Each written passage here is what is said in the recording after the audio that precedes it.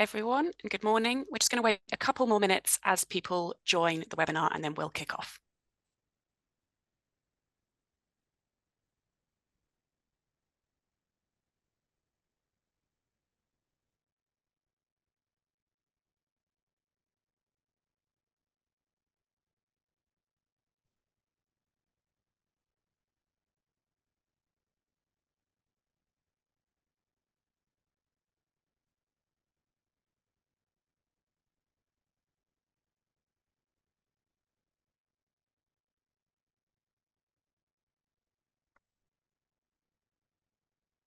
Okay, hello. I'm Eleanor Asplin, Marketing Manager for the Business Management book list at Sage. I'm a white cisgender woman with light brown hair, brown eyes, and I'm wearing a white jumper. My pronouns are she/her. I'm joined by Amy Douglas, who is running the technical back end for us. I'm delighted to be introducing the webinar today titled Strategic Digital Transformation, Digital Business Strategies in the Context of AI, Innovation, and Sustainability. A bit about Sage before we get started. Sage is a global independent publisher at the forefront of research and scholarship. Our business and management textbooks, journals, and learning resources unite theory and practice, offering a full breadth of subject coverage in a diverse range of formats and delivery options to support classroom and research needs. To go over some housekeeping, this webinar is being recorded. It'll be available to watch via our Sage YouTube channel after the event, and you will also receive a link to the recording via email. Closed captions are available, so please do turn these on if they would be useful to you. We've switched off the cameras and muted microphones for all participants except the speakers, so that everyone can enjoy the webinar without any background noise.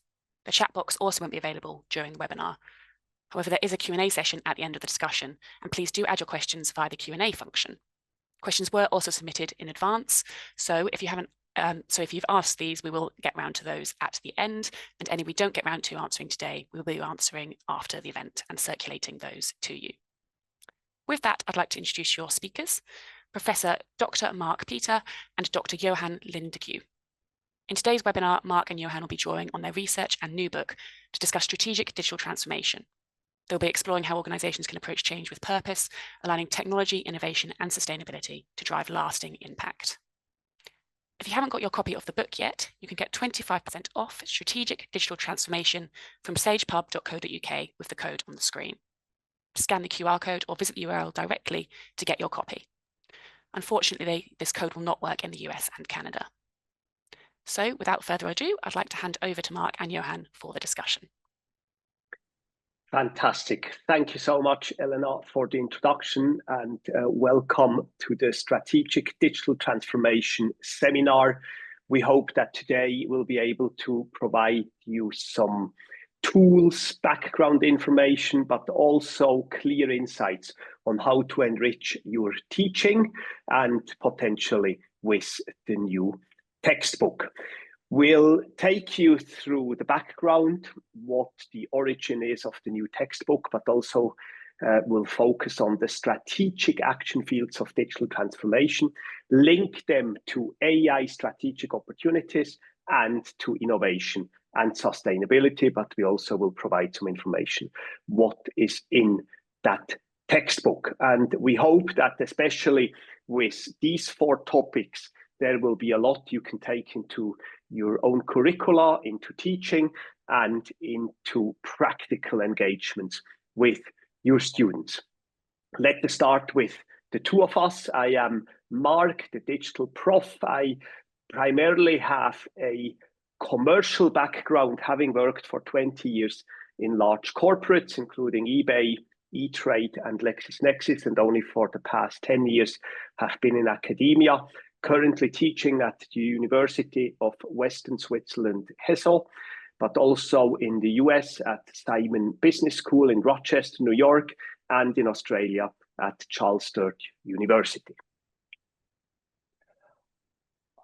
I am Johan Lindeque, and I am an academic by background with a focus on business strategy, specifically business strategy in relation to external transformation processes. I have, during my time at the University of Bath as a PhD student, worked on business strategy in relation to global economic integration processes. Later, as I moved to Queen's University Belfast and worked at the business school there, I focused on international business again and started my transition into studying sustainability.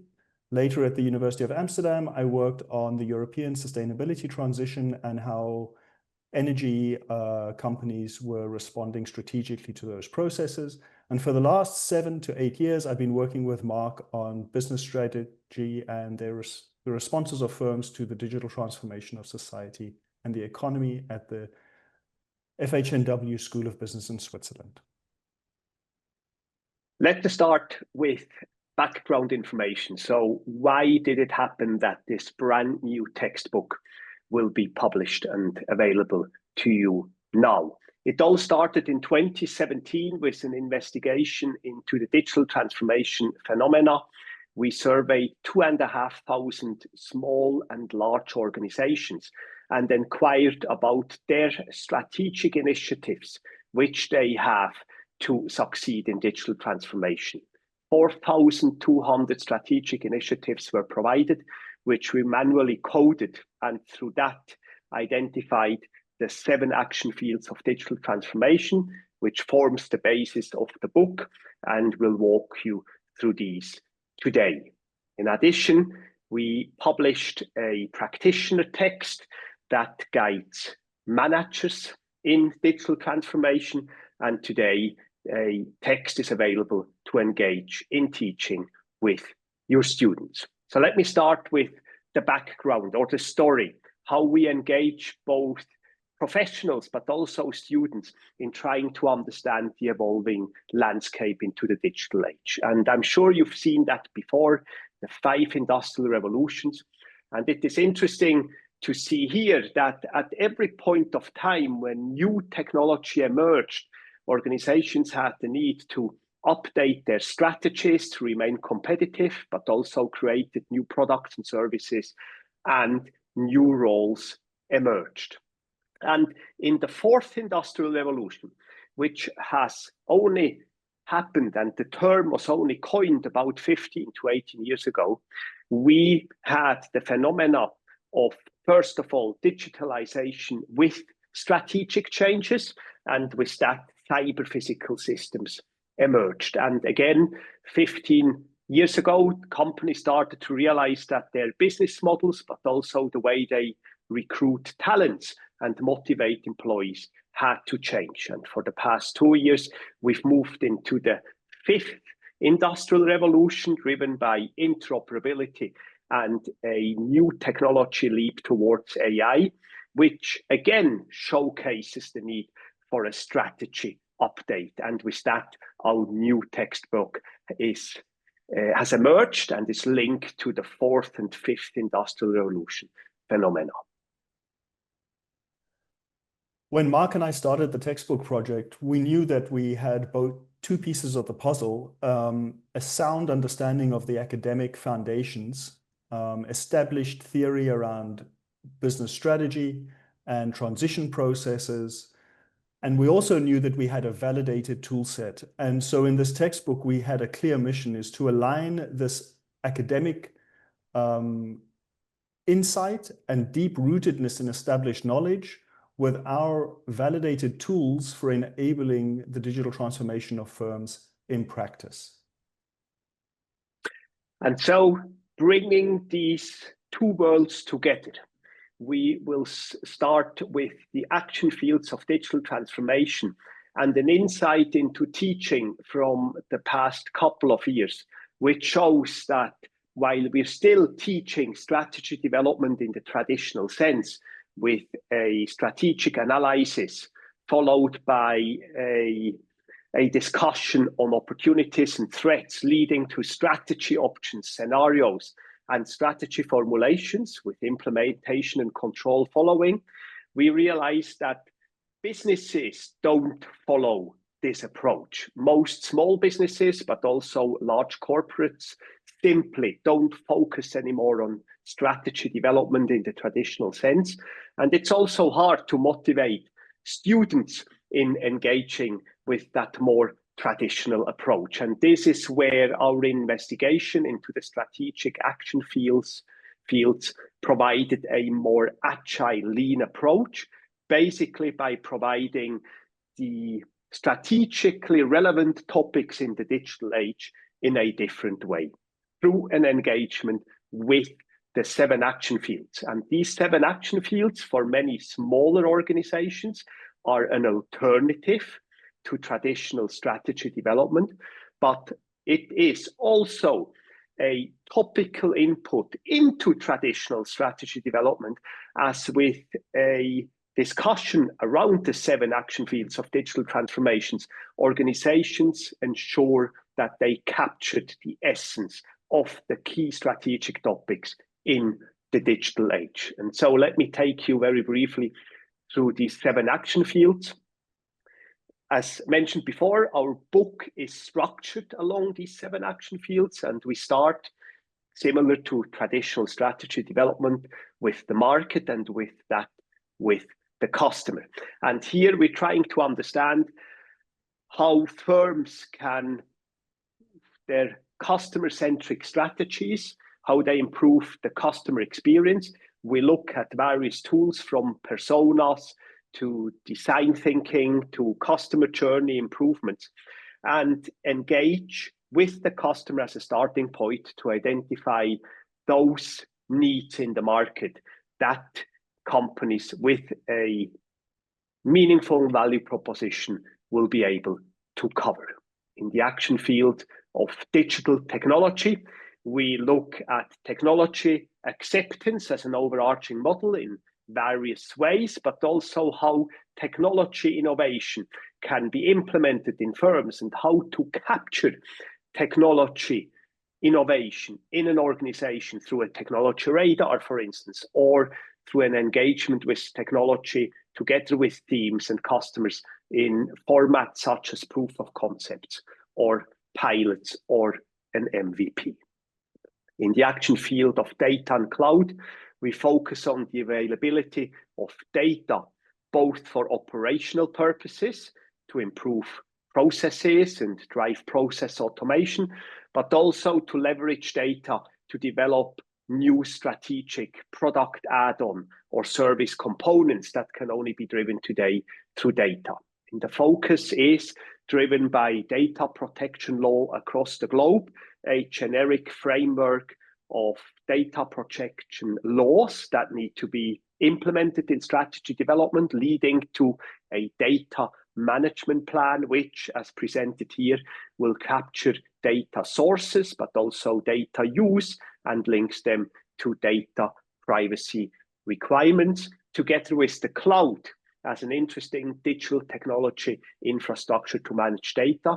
Our survey has shown, by the way, that even though the cloud is a technology, data and cloud is perceived as being a partner, being together as part of strategy development. Only then we're moving to strategy development in the traditional sense, in the way of identifying new business models. Our research, but also business practice with over 1,000 organizations with whom we conducted workshops has shown that once we combine the 3 action fields of customer insights, technology availability, and strategic use of data, new ideas for business model innovation will emerge. The focus on of our textbook is Porter's value chain, but today with a focus on data technology, creating that important digital value chain where it is easier for firms to identify value capturing opportunities, linking them to new business or pricing models.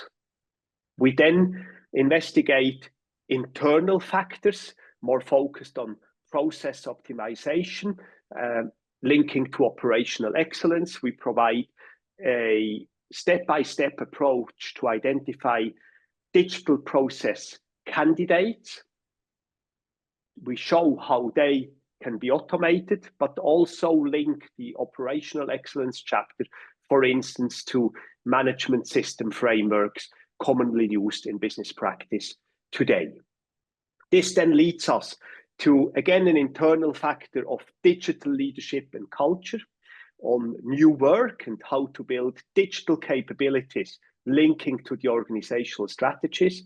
We'll look at the 3 success factors of people, how to lead, technology, collaboration and communication tools, and place, both as a place of work, but also the tools we use to conduct our work, linking to digital internal communication, a value system that is a success factor to collaborate and motivate employees in the digital age. And finally, action field number 7, digital marketing, the go-to-market approach, linking back to the market, where we provide not only all the platforms and tools used in digital communication and marketing, but we also cover the key concept used in digital marketing. And perhaps by now you can see that the 7 action fields are a rich source of all the relevant digital topics and success factors in digital transformation that need to be covered in business strategies in the digital age. Of course, as Johan mentioned before, we provide practical evidence through various tool sets, including the ACT framework in our practice chapter, Analyze, Create, Transform, where we walk students through a methodology set together with many tools available to them and to you as lecturers to engage theory in practice. Before I hand over to Johan, let me walk through the idea of strategic AI opportunities. While our textbook covers, in essence, the key concept of the 4th industrial revolution with digital transformation at its core, and digital transformation, of course, focuses on these 7 action fields, we also provide a link to strategic AI opportunities, and with that, the use of AI in operational excellence. While in the 4th industrial revolution, the digital business formula is on customers combined with technology and strategic use of data provides new value capturing opportunities in strategy. Is in the 5th industrial revolution, it is process management together with technology and data, which provides AI strategic opportunities. And also for that, we provide a full thinking-based toolkit that will help to engage students in identifying strategic AI opportunities, also linking to AI the technology, human, and economic feasibility components to AI. And that is a wonderful link to sustainability and innovation, also covered as an introduction chapter in the textbook. Great. So I hope that by now you've noticed that we really place a focus on aligning practice with theory. And this is a theme throughout the book and throughout our work that has been done over the last 7 years as the input for the development of the text that is supporting this seminar today. Especially the opening chapters of the text embed our understanding of digital transformation in very established theories of strategy and also sustainability. I've chosen to use an opening case to the 8th chapter on operational excellence about Agriculture 4.0, specifically precision livestock farming, to illustrate how we think about digital technologies in relation to sustainability. And after I've introduced that case, I'll show you how we align this to theory. One of the interesting things about this case is that it highlights the neutrality of digital technologies. They're not inherently more or less sustainable than other technologies, although they have an inherent potential to support initiatives towards a more sustainable way of doing business, in this case, farming. Here, data and information, and most importantly, innovation, are the links between digital transformation processes and sustainable business transformations. There is a hope emerging and increasingly researched that digital transformation will be able to actively promote more sustainable ways of doing business. The message that I would like to leave you with is that this will not happen without a proactive and purposeful use of the digital technologies. For example, digital technologies can be used to improve the traceability of livestock and to verify their sustainable farming practices. But digital technologies are equally capable of supporting more large-scale, price-based industrial farming practices. And therefore, it will come down to the business strategy, and this will determine the degree to which it is supporting a more sustainable way of doing business or not. In the text, we have I can illustrate how we have sought to embed this specific topic in established ways of thinking about the topic of sustainability. The people, planet, and profit way of thinking about sustainability, building on the triple bottom line and more fundamental understandings of sustainability as doing business today in such a way that we do not prevent others from realizing their needs in the future, remain relevant and are embedded in our thinking. But by integrating digital technologies, we have to not only think about those traditional three dimensions on their own, but we have to integrate managerial decision-making in relation to information systems, and how managerial decision-making and information systems can support the realization of goals for a more sustainable future within the people, planet, and profit categories.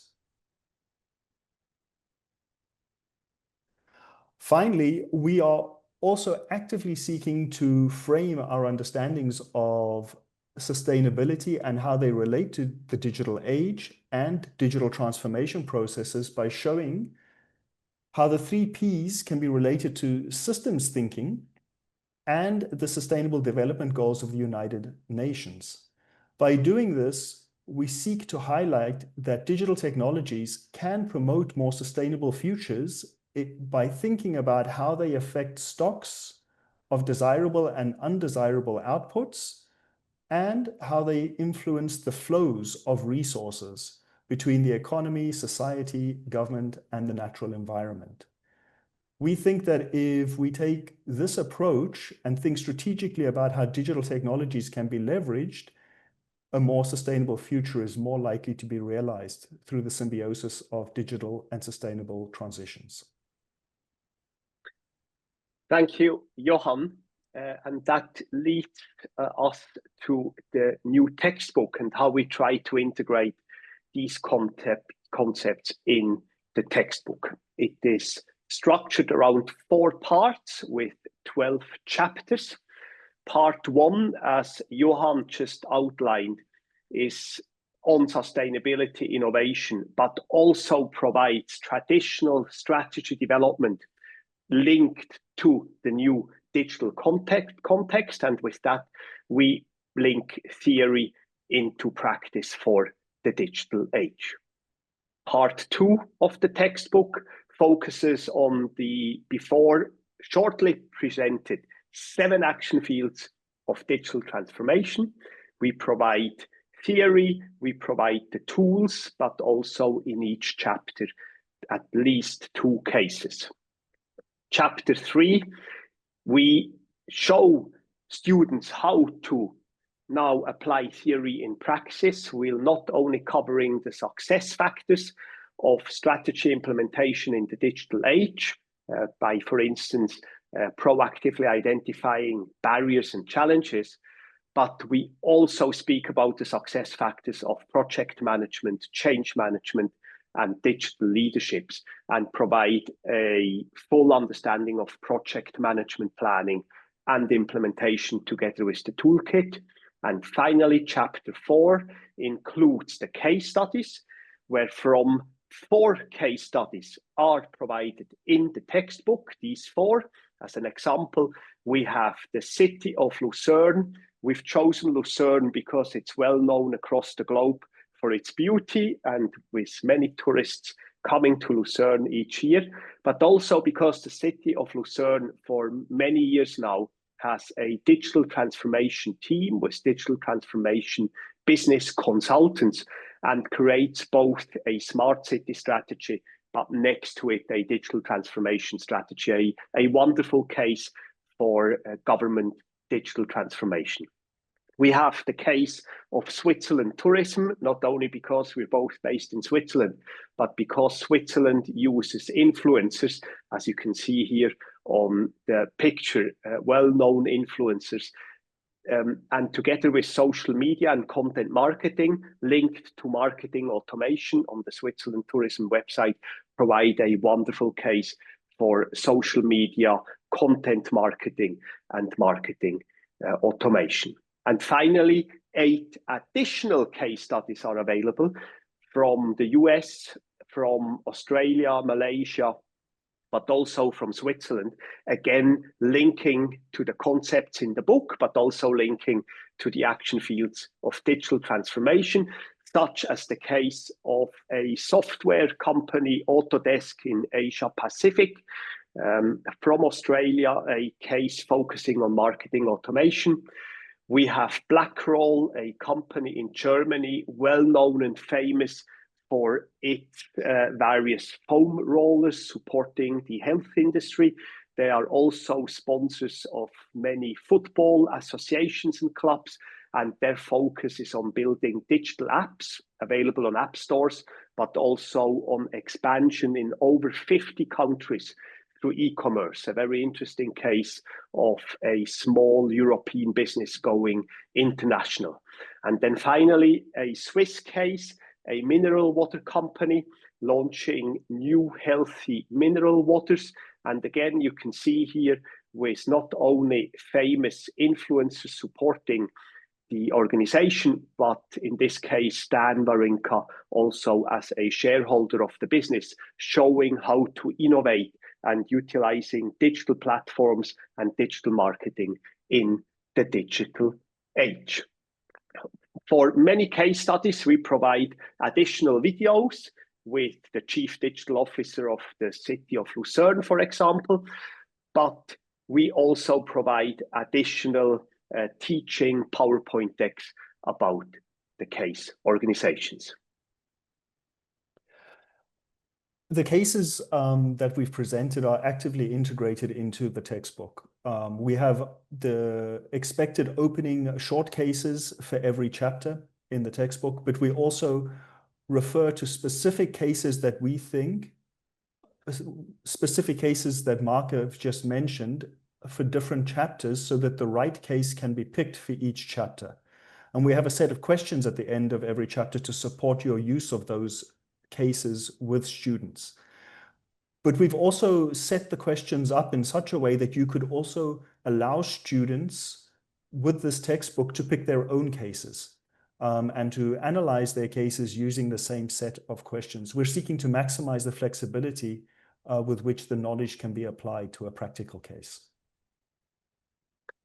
And as mentioned before, we provide a rich tool set of workshop templates and checklists that will engage students in meaningful group work, where basically the university and its lecturers provides the theoretical foundational concepts, but then we link it into practice and provide students with templates, for instance, to develop a digital roadmap, to complete a strategy workshop based on a workshop canvas with the 7 action fields. And TUS ensures that we are developing students that become managers, specialists, and employees in firms to make a difference in the digital age. We also provide, as part of the Digital Technology Radar, our 2025 edition of fact sheets. So basically, every single technology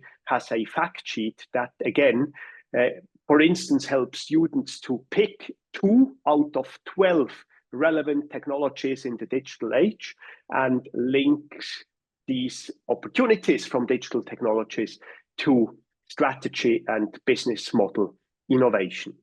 And finally, perhaps of interest to you, we also provide the teaching decks. So for each chapter, a PowerPoint deck of 30 to 50 slides will be provided, helping you to create more efficient and impactful lectures for your classes. Let me start, or let me end where I started, with the 5 industrial revolutions. Our textbook provides, with the 7 action fields of digital transformation, the foundation of the 4th industrial revolution, with data becoming a predominant mean or measure for strategy development linked to cyber-physical systems. But we also link to the emerging now 5th industrial revolution with the identification and utilization of strategic AI opportunities, mostly in process management and operational excellence. So that just leaves me the opportunity to summarize by saying that this textbook is fully aligned with all of the theories that you know from the diverse disciplines that are taught in business schools in Europe and abroad. And we've done this purposefully so that this text can be a follow-on specialist text for a focused module on digital transformation as a complement to strategy modules or operations modules, etc. But this text has a sufficiently well-developed chapter on business strategy and on innovation and sustainability in the 2nd and 3rd chapters that it could also be used as a standalone strategy course with a focus on digital transformation if your curriculum does not allow 2 strategy courses. We've done this purposely because we are highly motivated to share this knowledge about strategic digital transformation with as many students and lecturers as possible. With that, we would like to thank you for joining the webinar, but most importantly also the SAGE team for supporting us through the process of developing this textbook. Johan and I are available to all of you if you are looking for an input session, an online input session for your students at your university. Please feel free to contact us. We are here and very happy to provide input sessions, online sessions into your digital transformation course. And with that, I will close the presentation and we move into the Q&A part of the webinar. Thank you very much. Thank you both. It was a really fascinating insight into strategic digital transformation with some, I think, really valuable tips for change. I think particularly your final overview of the great resources available to support the reader leads nicely into our Q&A section. So a reminder to everybody that's on the call to add your questions via the Q&A function. And while we wait for those to come in, we can start with some of the questions that were pre-submitted. So I wanted to start by asking Johan, how can sustainability be integrated into digital transformation strategies? Thank you, Elena. Yes, I think I hinted at this during the presentation, but at a very fundamental level, I think the question that you need to ask yourself is, how does a specific digital technology affect the resource flows that an organization is involved in? It might change the need for specific resources to be used as inputs. This might have positive impacts on the environment. Maybe you have to draw less on finite resources to produce products or services. And at the same time, you also need to think about what the consequences are for the consequences of your business activities are for producing outputs that negatively impact stocks in the natural environment or in society. What do we mean by stocks? This is an accumulation of outputs that may not be desirable. It can, for example, be pollution, so the emission of CO2, but it also could be an output on that is related to societal impact that accumulates over time because of the way that you do business, negatively impacting the potential for a more sustainable future. Great, thank you. Our second pre-submitted question was how to engage employees using digital tools so that they can thrive at work and feel personal growth.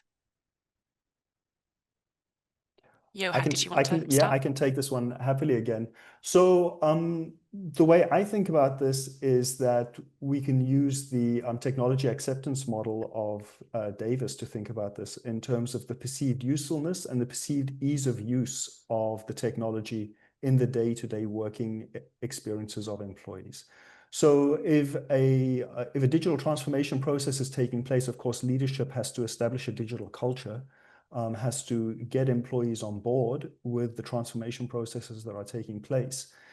But if that's been done successfully, it's not sufficient if employees don't experience the technologies that they're using as being useful in their daily work, and not only useful, but easy to use. If you create frictions in that process, employees are going to be less likely to be enthusiastic and engaged in the digital transformation of the organizations where they work.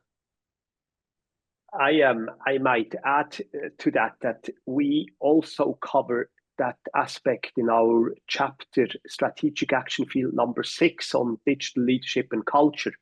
And I believe that digital tools are also part of a new work framework where we identify the needs of company management towards strategy and how employees should work. But we also identify the needs of the employees on how they would like to work. And we then merge both sets or groups, stakeholder groups, with their goals and expectations, and we build a new work framework or plan. And part of a new work framework is people, place, and technology. Again, how we lead from where we work, but also with which tools we collaborate. And by creating or developing a new work framework through an engagement through both stakeholder groups, we will then identify those digital tools most suited to implement the new work strategy. Thank you. Our third question was a question for you, Marc, I believe, in what are the key elements for small companies to consider due to possibly limited finance or expertise? Yeah, that's a very fair question. We believe that organizations, especially small businesses, in a best case scenario, will be able to develop a digital roadmap on their own, perhaps inviting specialist firms such as their IT company or IT partner. But overall, the goal would be bottom up by using our workshop canvas with the 7 action fields. They will be able to engage with the relevant topics of the digital age, identify roadblocks, barriers, but also identify opportunities for the digital strategy. And through an interaction of the 7 topics, identify enough new initiatives and projects to build a digital roadmap. And that digital roadmap then will naturally lead to a conversation about what digital skills are required in order to compete in the 4th and 5th industrial revolutions. And so our advice is do it yourself through the workshop canvas with the 7 action fields, through an engagement with your employees who mostly know better than anyone else where the roadblocks are in processes to better serve customers and make the company successful. Maybe I can again add something here, and namely that these tools have been validated in the marketplace. Marc especially has been actively involved with a huge variety of companies, but companies have also been downloading this material independently. And so we know that they work in practice. And the textbook for us is a way to bring that world together with the sound academic understanding that we would like to establish at a university. Yeah, thank you. I think that last question around the finance piece at least links to one of the questions that has come in. Somebody has said tremendous cost is involved for industries to comply with data protection laws like the EU and GDPR. How do SMEs, manage this cost while integrating data protection laws in their business strategies? That is a very relevant question as the new laws won't make it easier for small businesses. In our chapter on data and the cloud, we not only link to concepts available in the literature, but we clearly also link to most data protection laws across the globe. So we consider some of the US state laws, which have the strictest legal frameworks, but we also take the EU. We also take the data frameworks from Asian countries, and we create a checklist for students to be aware about, leading to that data management plan. And so the philosophy or idea is that if you start a new company or you work in a small business, stop adding everything onto spreadsheets or into the cloud in apps which aren't linked to an overarching plan, but invest the time in order to identify a plan, to build a plan on how you work with data in the future.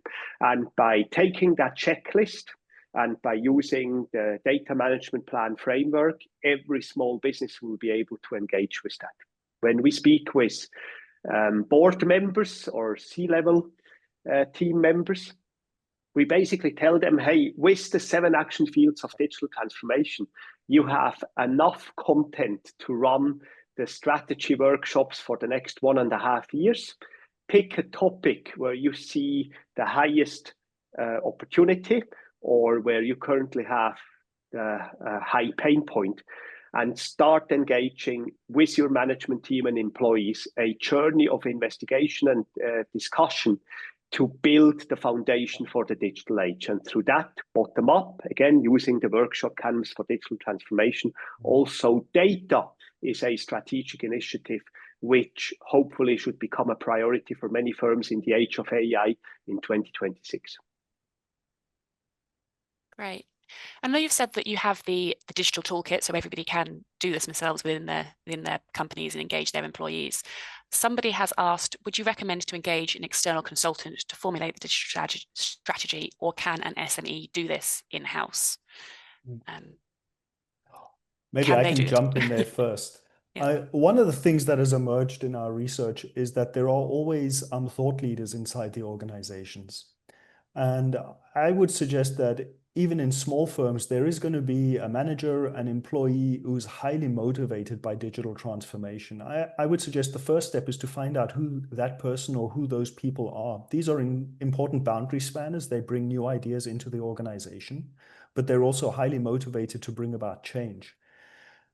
If the senior leadership team in a small organization can identify the right person or persons to take on the digital challenge, I think that they can make significant progress, at least in understanding exactly what they want for their organization as part of the digital transformation process before they bring in external consultants or experts. The important thing is for the business to understand where they want to go, what's important for them, using these tools before they bring in expertise to maybe realize it if something is missing in-house. But most of this is about understanding where you want to go and knowing what you can do and what you can't do internally. And finally, whoever will run a digital transformation course in the future as part of their university curricula, advertise that program and provide small businesses the opportunity to attract your students' talents for summer projects to work in their businesses, translating that theory into practice directly. That point might answer one of our pre-submitted questions, but thinking about teaching the strategic digital transformation, what are the key practical steps for business school faculty to integrate digital transformation and toolkits into their teaching? Funny enough, I was ideating my ideal course over the weekend. I think there are multiple ways that this text can support teaching strategic digital transformation with a focus towards impacting practice. The book is clearly set up for a 12-week course. So we have 12 chapters, you deal with one chapter every week, and that this then accumulates to an understanding of the topic. This is for an undergraduate course at most European universities, North American universities. But within that 12-week course, there is also the possibility to align it with an ongoing project.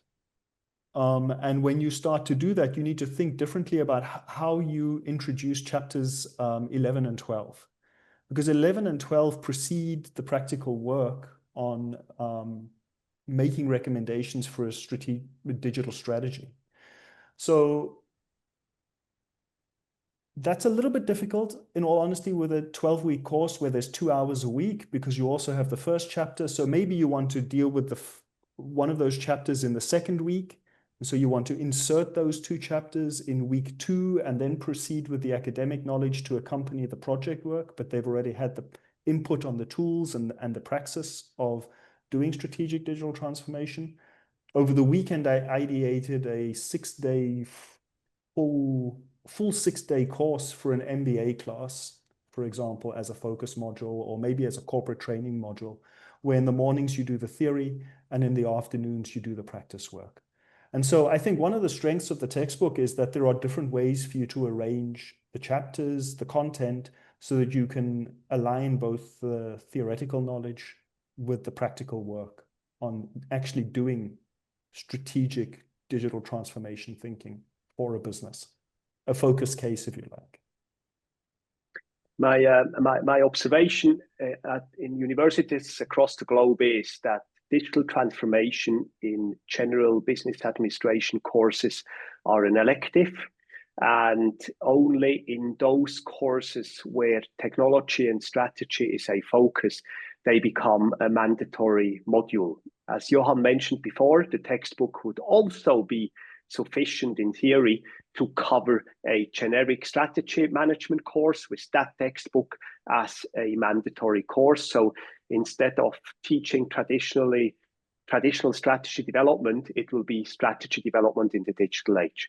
And as Johan mentioned, as we want to develop future managers who create and implement strategies which are innovative, successful, but also sustainable, I would hope that most universities would want their students to work on a single case, taking all the concepts from all 7 action fields of strategy transformation into a case, showcasing the interconnectedness of the topics, but also how to holistically develop and implement strategy. Yeah, great. I think this next question links to that point about the great cases that you have in the book. Firstly, they said, thank you very much for an interesting presentation, and they're looking forward to reading the text. As far as I understand, you have cases both from public and private sector.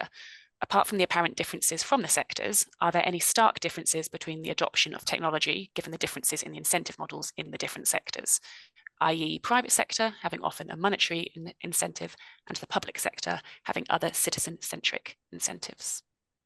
That is a fantastic question. And we included in the textbook a separate box, a mini chapter on difference to government organizations.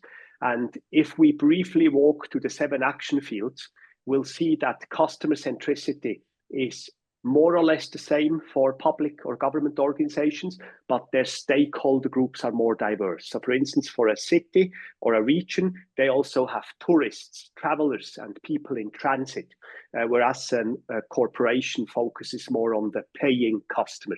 So an enterprise has it easier.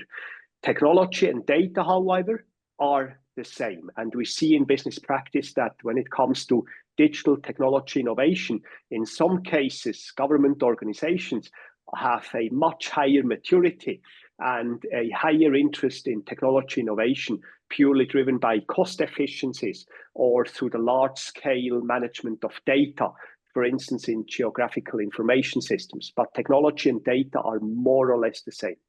The big difference is when it comes to strategy development, whereas corporations focus on business and pricing models.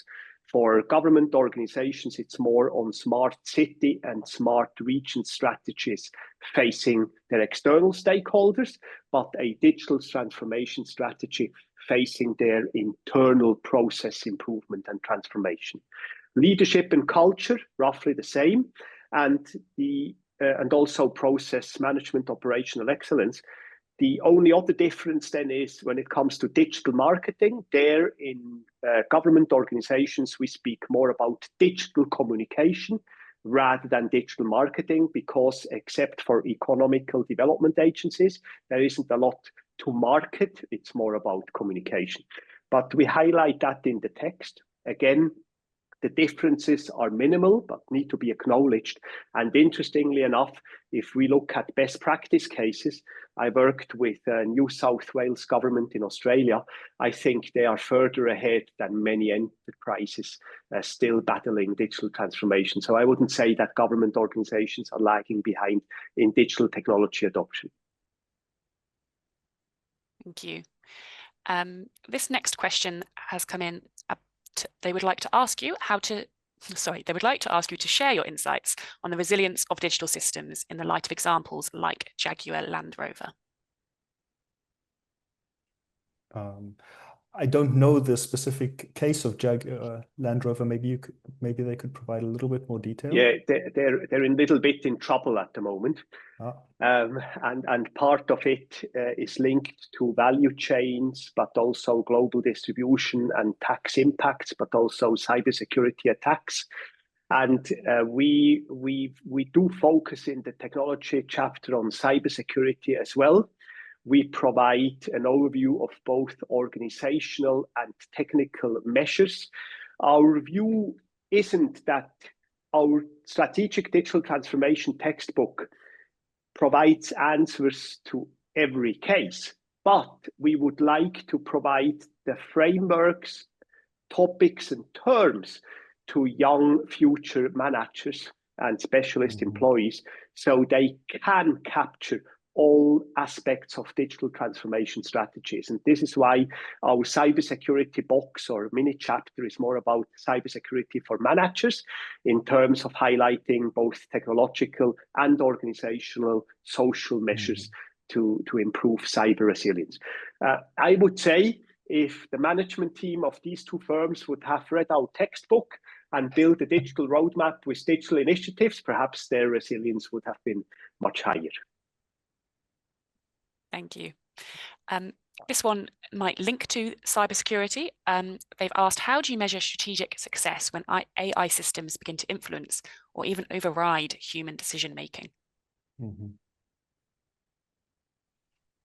Yeah, so I think Marc had the slide where he showed that you have to start thinking about these hybrid systems of human and machine-based decision-making and the interaction between the two. And indeed, we're very lucky where we work at the FHNW School of Business that we have an extremely strong information systems group at the school as well. And many of them are, let's say, old school artificial intelligence researchers that survived the winter. And so it's been quite a fascinating time to be working next to them and being able to engage with them on this idea of machine-human interaction and systems. And so if we think about the future of artificial intelligence in businesses,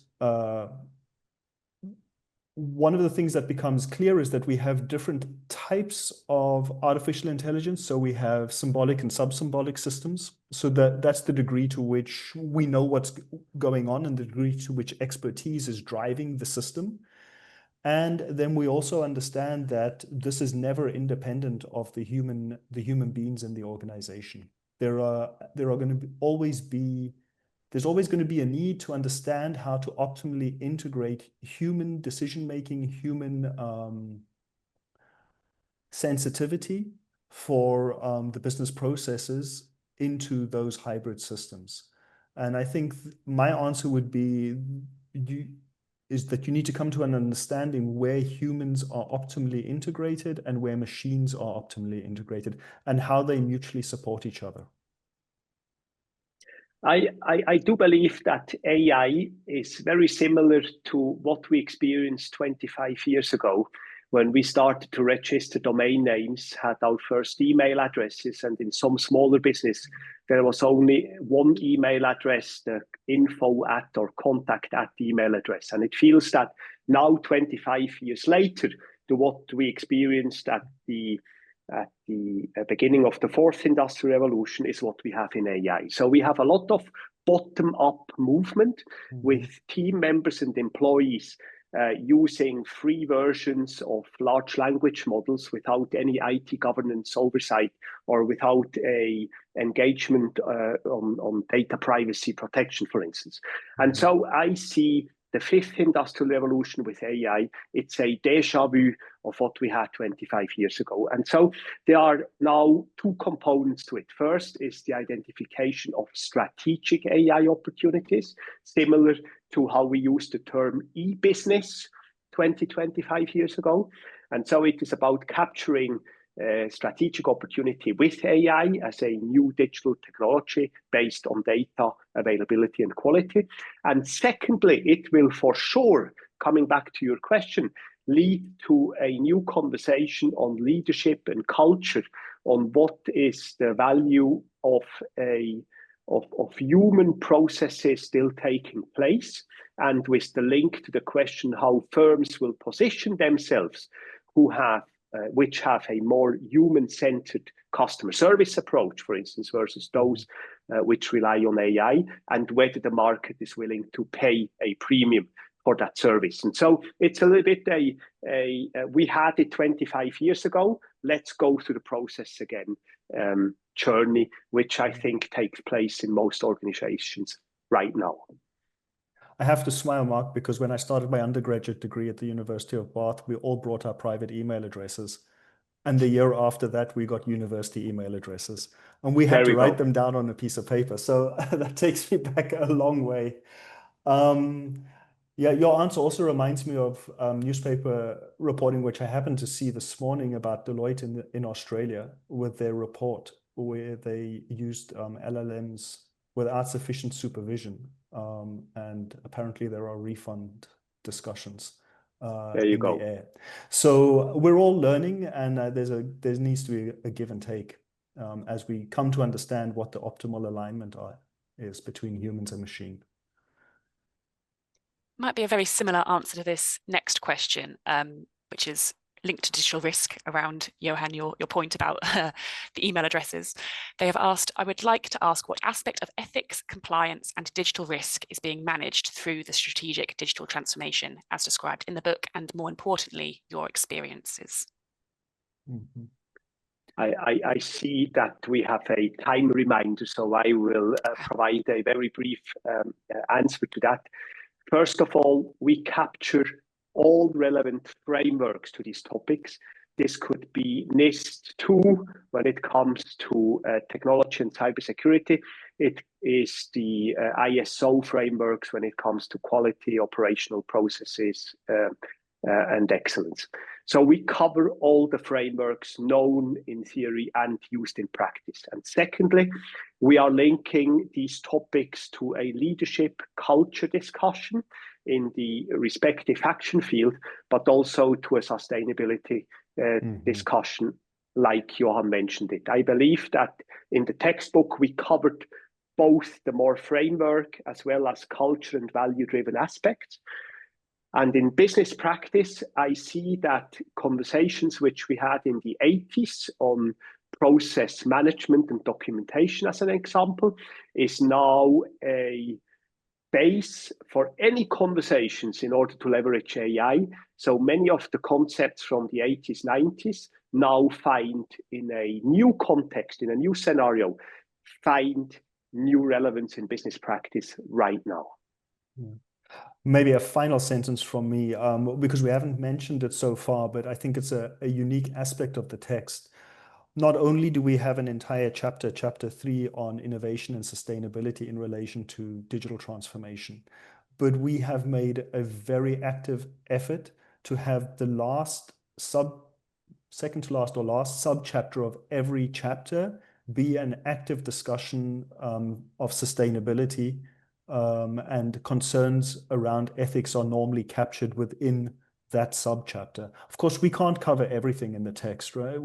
We're speaking as if the text is doing we try and point to everything that we think would be important. We cover things in different levels of depth, but we're making an active effort to prompt students to think critically, especially in that final subchapter, where we ask them to reflect on the degree to which sustainability is realizable given that specific strategic action field. Brilliant. Thank you. So yeah, that is all we're at time for. Unfortunately, we are at time. So thank you everybody for your questions and your engaging discussion. Any questions we didn't get time to, we will endeavour to answer after the event. And the link to the recording will also be circulated to everybody that did attend. A final reminder that you can order your inspection copy and use the discount code for 25% off Marc and Johan's new book, Strategic Digital Transformation. And again, this discount code will be circulated to you afterwards. So with that, just thank you again to Marc and Johan for the fascinating discussion. And thank you everybody else for joining. We hope you have a lovely day. Thank you. Goodbye.